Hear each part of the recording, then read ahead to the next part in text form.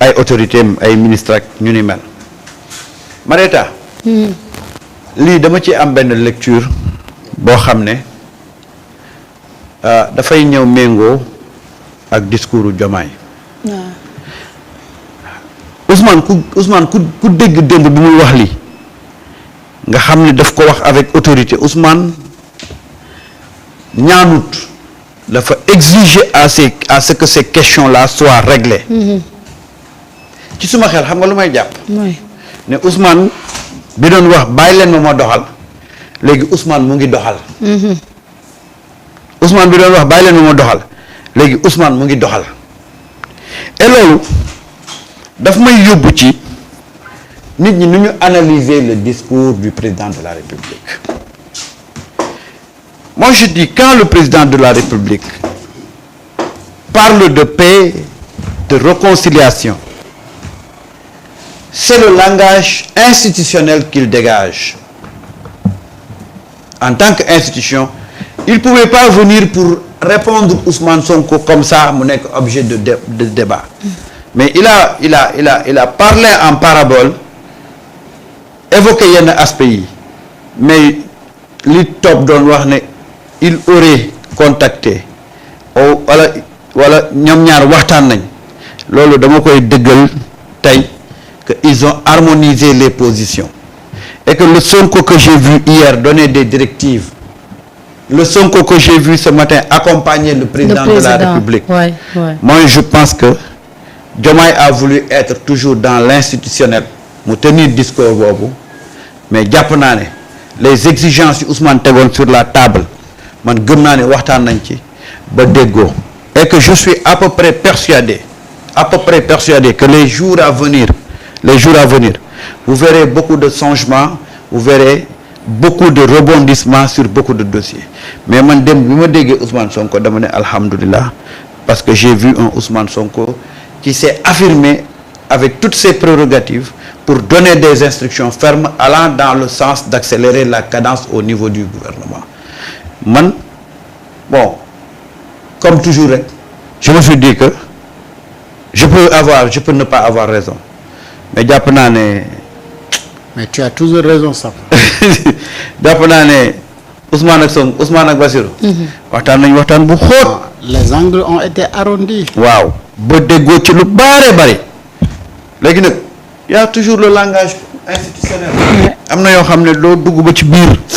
doo ci mën sori mais jàpp naa ne déggoo nañ de. harmoniser nañ seen diggante de li ma gis. harmoniser nañ seen diggante de mais jibi balaa ñuy sori jibi génneel vidéo boobu moo ko doon gunge na ko dafay waaw. ma xool man daal en tout cas top Samba waaw dafa am benn point fort foog naa bu gars yi dul détecté ci lu bëri ci Ousmane Sonko si aujourd'hui ñuy wax lanceur d'alerte mooy ki ci gën a fort gis na fi mu toog lay toog di gis lu sore lu kenn gisul mu defal la ci avertissement parce que dafa gis lu nga xamante ni mu ngi doon raam di jëm ci ñag ba ci ñag ba nag la koy yàq ci ñag ba lay jóge est-ce que comprendre nga li ma bëgg a wax ay wolof laa lay wax del te lii maam Cheikh Ibrahima Fall moo ko doon wax ñag ba la koy yàq ci ñag ba lay jóge te balaa dara di jógee si ñag ba di yàq ñag bi ki wuttu ñag bi moom moo mën a artu ndax bu dara yàq ñag bi Ousmane fi mu toogoon la gis ne am na ci benn lancé bu nga xamante ni mu ngi am fi mu jëm nii fu mu jëm baaxul te ki nga xam ne moom moo nekk responsable moral bi mais moom Ousmane Sonko la et il faut mu artu d'abord bala ñoo yegg ci foofu et il l'a fait ci façon bi mu ko waree def associé ci ñi mu ci war a associé mooy fa mu toog duñ ko wax ak ñi mu doon adressé la parole yenn saa yi nag bu benn mbir amee nga gis ñenn ñi seen leen réaction yi si ngay door a xam effet bi ni mu demee parce que posture bi nga xamante ni moom la opposition bi am moom mooy wane effet wu ak porté wu li nga xamante ni moom mooy la communication de Ousmane Sonko très honnêtement nag Samba man ak yow mën nañu bañ ñàkk bokk lecture ci mbir yi absolument man day j'étais pas convaincu démb bi ma dégloo Bassirou Diomaye Diakhar Faye parce que dama doon xaar ay réponses exactes ci interpellation wu le premier ministre li ma rassuré mooy foofu laa rejoindre Samba mooy le discours du premier ministre qui montre tout le monde que man je prends mes responsabilités léegi lépp dama koy téye sama loxo on va accélérer les choses parce que xam na ne réussitu Bassirou Diomaye Diakhar Faye moom mooy réussite am échec gu Bassirou Diomaye Diakhar Faye moom mooy échec am parce que moo fi tëb ñëpp joxoñ Bassirou ne ko yaay man maay yow mais dafa am nag xam nga boo nekkee ci pouvoir di dem am benn entourage bi y a beaucoup de choses yu ñu mën a wax ci l'entourage du président et politiquement je veux dire ni nga xamante ni ñoom ñoo ko entouré ak ni ñu koy jéem a gëmloo et cetera et cetera moo am yu bëri yu nga xamante ni da nga koy remarquer ne attention eh bien ñii nekk fii nii lan la ñu war a gëmloo président bi ba tax ñuy doxee ñenn ñi alors on l'expliquait tout le temps que ni Ousmane dafa bëgg a daw à 100 à l'heure wala 300 à l'heure et que de l'autre côté ñoom ñu ngi def ay ralentissement yu nga xamante ni moom moo tax moteur bi du rouler ni nga xamante ni moom la war a rouler et mais Ousmane a alerté et mooy effectivement li Samba wax les jours à venir di nga gis ay évolution ci yenn dossiers yu nga xamante ni xam nañ ñu ne yii ay dossier capital la yoo xamante ni Sénégal dafa soxla dossiers yooyu noonu ñu càmbar ko et c'est des dossiers yu nga xamante ni dañ ko war a teg sur la table voilà ce que Ousmane Sonko dit xam nga nag nañu waxante dëgg. Et c'est clair dans la tête de Diomaye. waaw c'est très clair. très clair parce que dañu waxante dëgg parce que quand j'entends Diomaye dire oui il faut ñu jubóo mais justice faaw ñu bàyyi ko mu am indépendance benn bi donc xam na ne il faut qu'il y ait justice d'abord parce que li nga xamante ni moom moo am de 2021 ba 2024 li fi Ousmane Sonko subir ak les militants de PASTEF mais loolu injustice la moo xamante ni y a que la justice qui peut régler ce problème là mais ci biir wax ji mais Diomaye dafa piéger également les magistrats prenez vos responsabilités dégg ngeen Ousmane li mu wax non dégg ngeen may position bi ma ci am on vous laisse votre indépendance mais il faut qu'il y ait justice te justice mënuñu juboo tant que justice amul donc galgal boobu mu dugal mais galgal boobu ñoom ñoo ko war a décortiquer ñu war a comprendre lan mooy galgal bi nga xamante ni moom la leen président wax moo ne prenez toute votre responsabilité en toute liberté mais il faut qu'il y ait justice parce que sans justice mënuñu am stabilité sociale et que bu ñu amulee stabilité sociale mënuñu am ay investisseurs yu ñëw et que pour que stabilité boobu am il faut qu'il y ait justice et que man bàyyi naa leen nag seen cëggal guy mais léegi ñoom ñoo war a mën a décoder rek message bi nga xamante ni moom la président yónnee leen ok président nee na ñu jël suñu responsabilité léegi suñu responsabilité lan la mooy fexe ba nga xamante ni yoon dina am donc piège yi dafa bëri de et quand tu as affaire avec des intellectuels ñi nga xam ne dañuy réfléchir et parfois ils te mettent la pression inconsciemment c'est-à-dire yow doo boo amul conscience xamoo ne ñii ils te mettent la pression mooy le premier ministre génn na am nu mu taxawee le président génn am nu mu taxawee mais tout cela mais le président mi nga xamante ni moom ngeen wax ne moom moo nekk si yéen moo ne la jël leen sa responsabilité tout en sachant que le peuple réclame justice. Et ça se fera. Et cette justice là mais day am et la magistrature nag doivent comprendre comment décortiquer donc tout cela. Quels sont ces nombreux messages codés par-ci par-là et cetera ak lan moo ci responsabilité justice parce que tout tourne autour de la justice. xam nga Sénégal bu ñu lay wax dañ lay wax ne la 3 wala 4 secteurs yi la ñu véritablement bi ñu ñëwee ba léegi askan wi di nekk di si jooy mooy la justice mooy la santé moom mooy la sécurité intérieure mooy ministère de l'intérieur et quelquefois yenn gars yi nekk dans la diplomatie sax dañ ciy xaw a jooy et voilà des secteurs yu nga xamante ni mais les gens disent oui et communication également c'est un autre problème donc c'est des secteurs yu nga xamante ni chaque instant gars ñi dañu nekk di ci wax et maintenant wax googu ñu nekk di ci wax mais loolu moo tax on doit trouver des solutions assez rapidement et ces solutions qu'on doit trouver assez rapidement moom mooy indi interpellation wu le premier ministre et la réaction également de Diomaye alors man nag j'attendais plus par contre que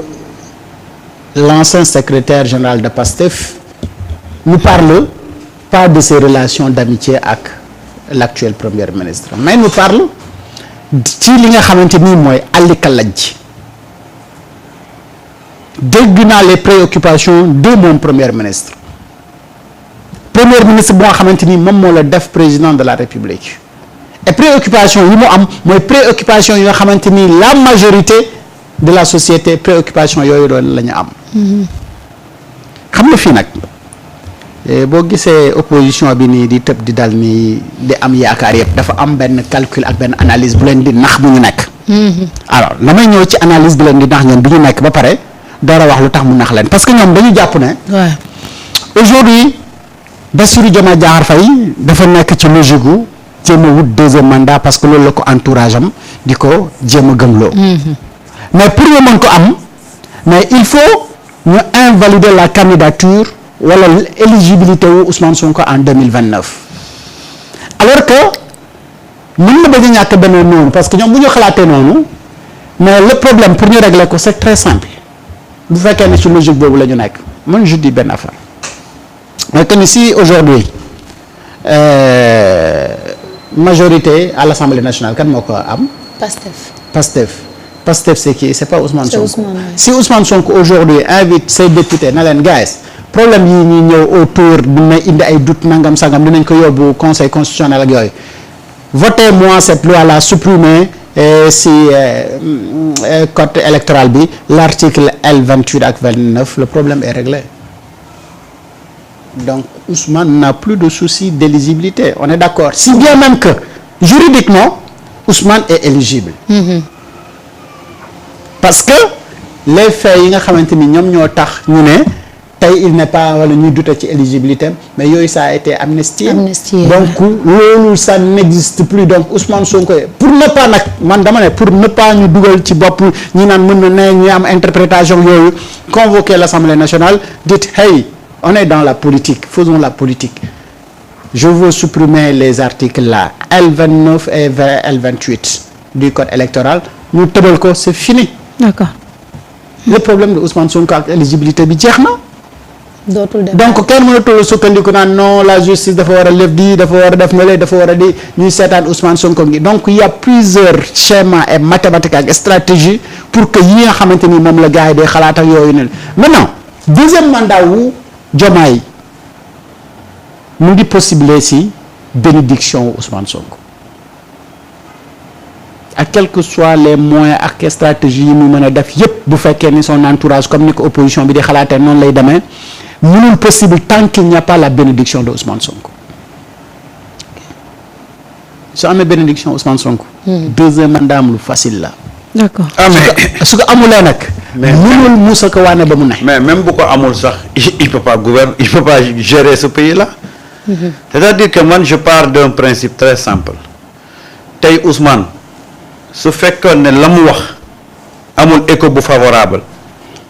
Ousmane day xëy ne day dem assemblée.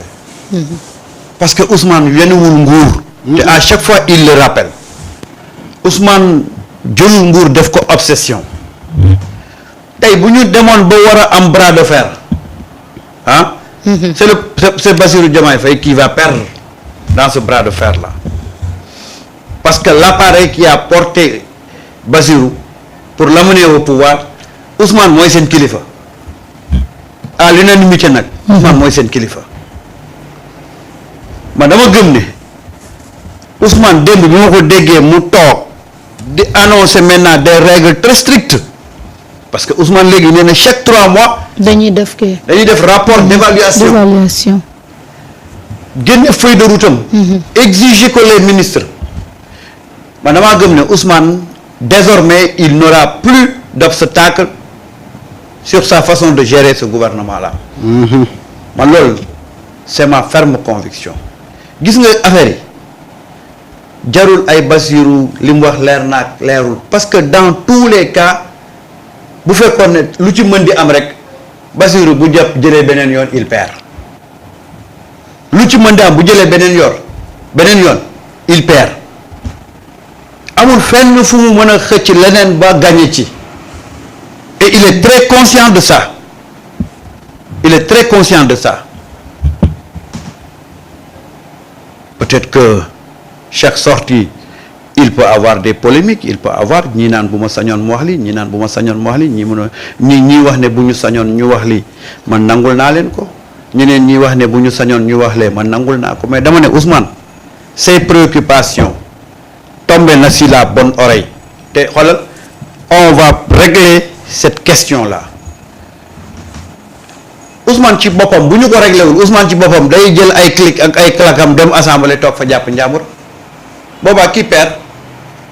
c'est Bassirou Diomaye Faye qui va perdre mu toog c'est son intérêt mu dem il va perdre te Bassirou je pense que xam na ce que Ousmane représente aujourd'hui ci taxawaayam ci gestion pouvoir bi Ousmane c'est le début et la fin Ousmane c'est l'acteur principal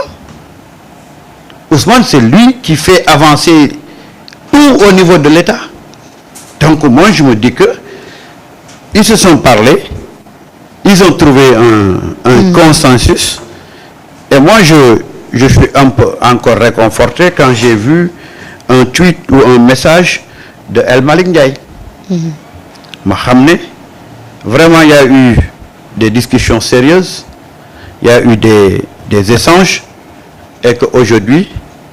Ousmane ses préoccupations par A ou B dañ koy jël en compte parce que Ousmane c'est un homme de conviction Ousmane ne fait pas de compromission bu ñu jëlutoon ay préoccupations yam Ousmane day jël bagaasam dem yoonam c'est pas quelqu'un qui fait de la compromission surtout si question yi mu évoqué les martyrs loolu nga xam ne Ousmane dafa bañ ba dafa jël photom def ko ci bureau photo ñi ñu rey. oui martyrs yi moom il faudra faire justice. dafa am question yoo xam ne Ousmane du ci def compromission. du ci négocier. mais l'autre jour fii la ñu doyen Mamadou Mao wax nañu mais Ousmane c'est un martyr vivant Ousmane. Ousmane Sonko c'est un martyr vivant. ana lan la dajul ci xeex bi ba fu mu yegg si nii. moo tax parfois Ousmane mënul la toll ci même niveau que ñeneen ñi. parce que moom moo subir lépp de A à Z moom moo def lépp ba mu jeex moo tax yenn tendefal yi ak layam-layame yi Dame doon wax mais su koy xaw a ne mais ko def naan non mais nekkul lii la ñu dégalé woon. te il faut se rappeler une chose quand on regarde ñoom li ñu def ak les deux